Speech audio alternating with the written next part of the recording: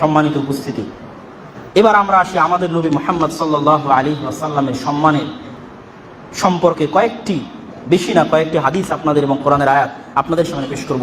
ওমা আরসালনাকা ইল্লা রাহমাতাল লিল আলামিন, সূরা আম্বিয়ার 107 নম্বর আয়াতে আল্লাহ সুবহানাহু ওয়া তাআলা বলেন, আমি আপনাকে মুসলমানদের সারা পৃথিবীর জন্য রহমত হিসেবে পাঠিয়েছি, সারা পৃথিবীর জন্য। ওয়া রাফা'না লাকা যিকরাক, আপনার জিকিরকে উঁচু করেছি। জিকিরকে উঁচু করা মানে, হাসান বিন সাবিত রাদিয়াল্লাহু তাআলা আনহু বলছেন, জাম্মাল ইলা ইসমান নবী সাল্লাল্লাহু আলাইহি ওয়াসাল্লাম ইলা ইসমিহি ইযা ক্বালা ফিল খামসিল মুআযযিনু আশহাদু আল লা ইলাহা ইল্লাল্লাহ ওয়া আশহাদু আন্না মুহাম্মাদার রাসূলুল্লাহ। মুআযযিন যতবার আজান দেয় ততবার আল্লাহ সুবহানাহু ওয়া তাআলার নামের সাথে মুহাম্মদ নামটি উচ্চারিত হয় সারা পৃথিবীতে। এটা আল্লাহ সুবহানাহু ওয়া তাআলা কোরআনে বলেছেন, রাফা'না লাকা যিকরাক। মুহাম্মদ সাল্লাল্লাহু আলাইহি ওয়াসাল্লাম বলেন, আনা সাইয়্যিদু উলদি আদম ইয়াউমাল কিয়ামাহ, কিয়ামতের মাঠে সকল আদম সন্তানের সর্দার হব আমি।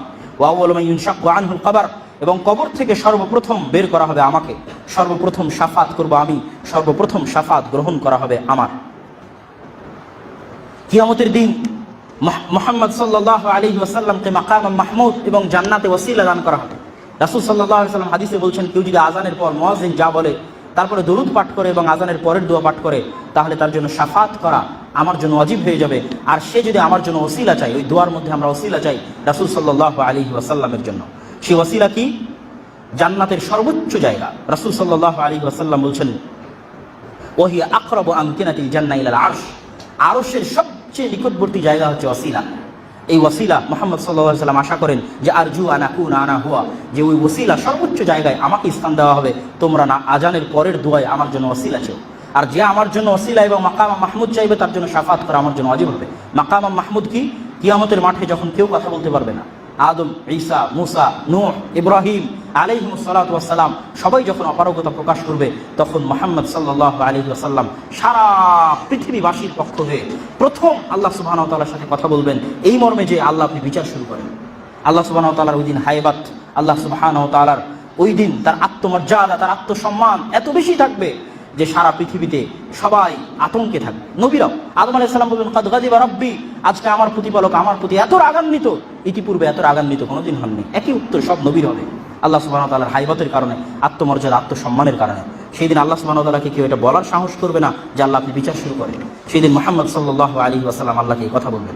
রাসূল সাল্লাল্লাহু আলাইহি ওয়াসাল্লাম বলেন, ফুদ্দিলাত আলাল আম্বিয়া, ফুদ্দিলতু আলাল আম্বিয়া, নবীদের উপর আমাকে প্রাধান্য দেওয়া হয়েছে কয়েকটি বিষয়। জাওয়ামিউল কালিম, অল্প কথায় বেশি ভাব প্রকাশ। অনুসৃত বির রুব, এখানে বসে থাকলো 1 মাস দূরের পথে যে আছে ও ভয় পাবে রাসূল সাল্লাল্লাহু আলাইহি ওয়াসাল্লামের হাইবাতকে দেখে। ওয়া উহিল্লাত লিয়াল গানাইম, গনিমতের মাল আমার জন্য হালাল করা হয়েছে। ওয়া জুইলাত লিয়াল আরদু তাহুরা ওয়া মাসজিদা, সারা পৃথিবী আমার জন্য মসজিদ করে দেওয়া হয়েছে, সারা পৃথিবীর যেখানে ইচ্ছা সেখানে সালাত আদায় করতে পারবে। ওয়া উরসিলতু ইলাল খালকি কাফা, আর আমি সারা পৃথিবীর সকল মানুষের কাছে প্রেরিত হয়েছি। ওয়া খুতিমা বিয়ান নাবিয়্যুন, আর আমি হচ্ছি সর্বশেষ নবী।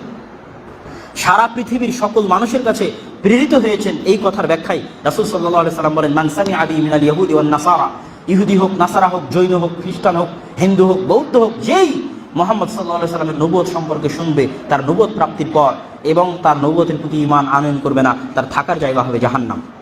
জান্নাতের দরজা সর্বপ্রথম যার জন্য খোলা হবে, আনাস বিন মালিক রাদিয়াল্লাহু তাআলা থেকে বর্ণিত, তিনি বলেন রাসূল সাল্লাল্লাহু আলাইহি ওয়াসাল্লাম বলেছেন, আতি বাবাল জান্নাহ ইয়াউমাল কিয়ামাহ, আমি জান্নাতে সামনে আসবো কিয়ামতের দিন, জান্নাতের দরজা খোলার জন্য অনুমতি চাইবো, খুলতে বলবো। জান্নাতের দারওয়ান বলবে, কে আপনি?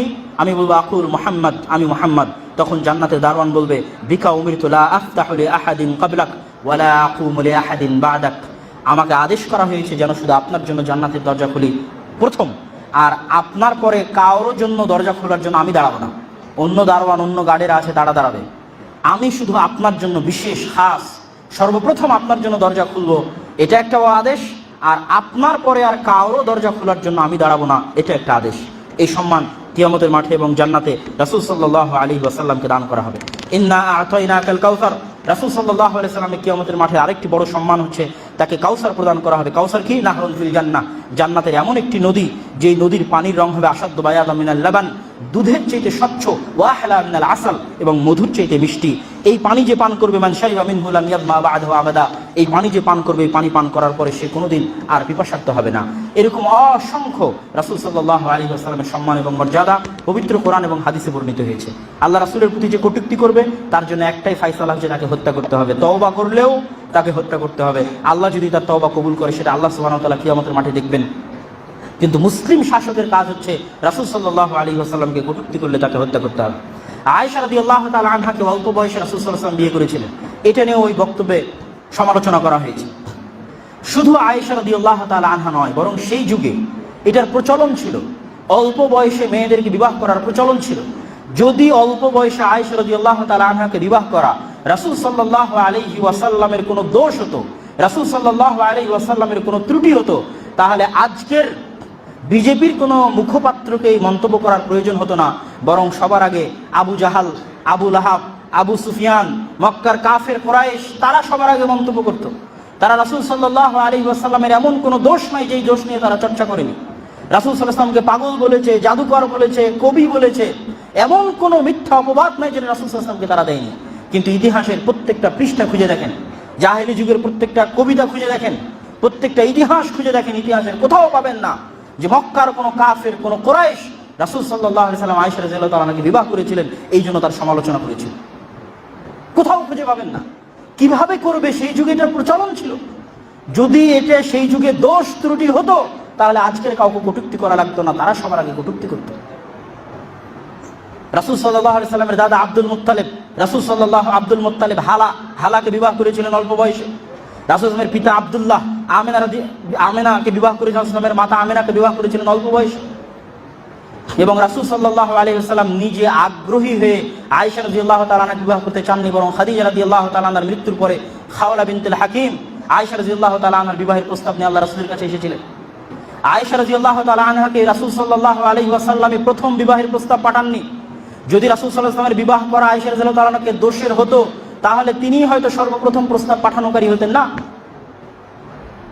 বরং তার আগেও মুতাইম ইবনে আদির সন্তান রাসূল আবু বকর রাদিয়াল্লাহু তাআলা আনহুর নিকটে প্রস্তাব পাঠিয়েছিল আয়েশা রাদিয়াল্লাহু তাআলা আনহার বিবাহে। তাহলে অল্প বয়সে বিবাহের প্রচলন ছিল বলেই আয়েশা রাদিয়াল্লাহু তাআলা আনহার কাছে বিবাহের প্রস্তাব, তার পিতার কাছে বিবাহের প্রস্তাব আল্লাহ রাসূলের আগে এসেছিল। তারপর রাসূল সাল্লাল্লাহু আলাইহি ওয়াসাল্লামের পক্ষের সাথে যখন আলোচনা শুরু হলো তখন আবু বকর রাদিয়াল্লাহু তাআলা আনহু আগের প্রস্তাব যারা দিয়েছিল তাদের কাছে ফায়সালা জানতে গেছিলেন যে তারা বিবাহ দিতে রাজি কিনা। যদি রাসূল সাল্লাল্লাহু আলাইহি ওয়াসাল্লাম প্রথম প্রস্তাব দানকারী হতেন তাহলে রাসূল সাল্লাল্লাহু আলাইহি ওয়াসাল্লামের জন্য সমালোচনা করা যেত। রাসূল সাল্লাল্লাহু আলাইহি ওয়াসাল্লাম ওয়াল ইয়াজ বিল্লাহ নাউযু বিল্লাহ, যদি রাসূল সাল্লাল্লাহু আলাইহি ওয়াসাল্লাম নারীদের প্রতি লোভী হতেন তাহলে তিনি একমাত্র কুমারী স্ত্রী আয়েশা রাদিয়াল্লাহু তাআলা আনহাকে বিবাহ করতেন না। তার সকল স্ত্রী, যত স্ত্রী ছিল সকল স্ত্রী তার হয় বিধবা না হয় তালাকপ্রাপ্তা। এবং বেশি বয়সের, একমাত্র অল্প বয়সের কুমারী স্ত্রী ছিলেন আয়েশা রাদিয়াল্লাহু তাআলা আনহা।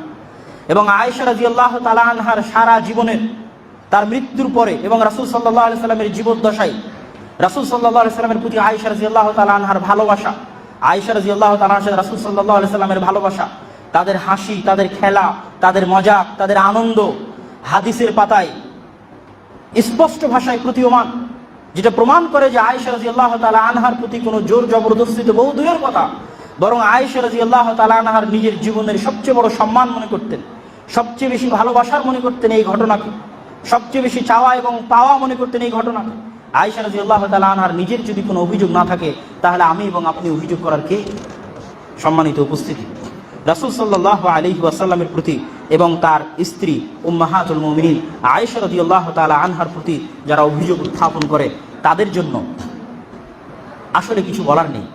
আয়েশা রাদিয়াল্লাহু তাআলা আনহা নিজে একটি হাদিসে বলছেন, সুনানুত তিরমিজি কিতাবুন নিকাহ বাবু তাসবিজিল আবিল বিকরা সাগীরা, এই অধ্যায়ে আয়েশা রাদিয়াল্লাহু তাআলা বলছেন, ইদা বালাগাতিল জারিয়া 9 সিনিন ফাহিয়া ইমরাআহ, যখন কোনো মেয়ের বয়স 9 বছর হয়ে যায় তখন সেই মেয়ে আর 9 বছর থাকে না, বরং সে সাবালিকা, সে বিবাহের উপযুক্ত। এটা আয়েশা রাদিয়াল্লাহু তাআলা আনহার নিজের কওল।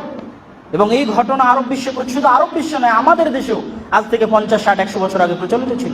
অল্প বয়সে বিবাহ, 9 বছর বয়সে, 10 বছর বয়সে, 11 বছর বয়সে বিবাহ প্রচলিত ছিল। শুধু তাই নয়, বরং হিন্দুদের ধর্মগ্রন্থেও তাদের যে সমস্ত, তারা ভগবান বলুক, অবতার বলুক, যেটাই বলুক, তাদের ধর্মগ্রন্থেও এই ধরনের ঘটনা অসংখ্য উল্লেখ আছে। শিব পার্বতীকে বিবাহ করেছিলেন যখন পার্বতীর বয়স ছিল মাত্র 8 বছর। রাম সীতাকে বিবাহ করেছিলেন যখন সীতার বয়স ছিল মাত্র 6 বছর। শ্রীকৃষ্ণ বিবাহ করেছিলেন যখন তার স্ত্রীর বয়স ছিল মাত্র 8 বছর। এরকম অসংখ্য ঘটনা গোটা ভারতের ইতিহাসে পাওয়া যাবে। সুতরাং শুধু মুহাম্মদ সাল্লাল্লাহু আলাইহি ওয়াসাল্লামের প্রতি এই ধরনের মিথ্যা অপবাদ এবং কালিমা লেপন করার চেষ্টা করা কোনো বিবেকবান, সুবুদ্ধি সম্পন্ন, ভদ্র মানুষের পক্ষে সম্ভব নয়। আল্লাহ সুবহানাহু ওয়া তাআলা আমাদেরকে এবং যারা রাসূল সাল্লাল্লাহু আলাইহি ওয়াসাল্লামের প্রতি, উম্মাহাতুল মুমিনিন আয়েশা রাদিয়াল্লাহু তাআলা আনহার প্রতি এবং আমাদের অতীতে চলে যাওয়া ভারত, পাকিস্তান, অখণ্ড ভারতের যারা শাসক ছিলেন, ন্যায়পরায়ণ সৎ শাসক ছিলেন।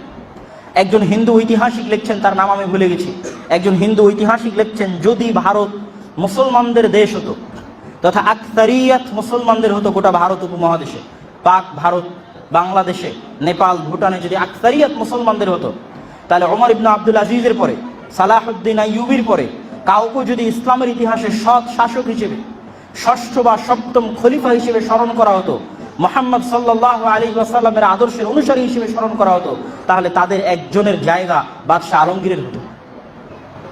সম্মানিত উপস্থিতি, আমাদের সন্তানদেরকে তাদের ইতিহাস পড়াতে হবে, তাদের ইতিহাস সম্পর্কে আমাদের জ্ঞান থাকতে হবে, জানা থাকতে হবে। ইতিহাসগুলো আমাদের অতীত, আমাদের ঐতিহ্য, আমাদের গর্বের জায়গা।